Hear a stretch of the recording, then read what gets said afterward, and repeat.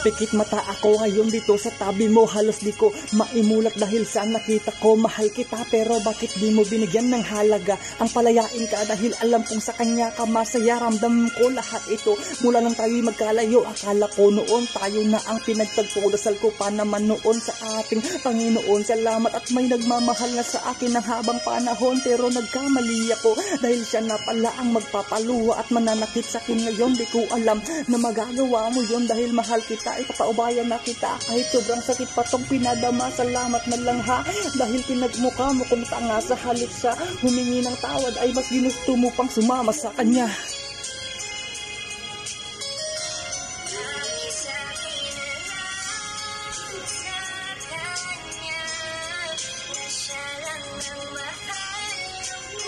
So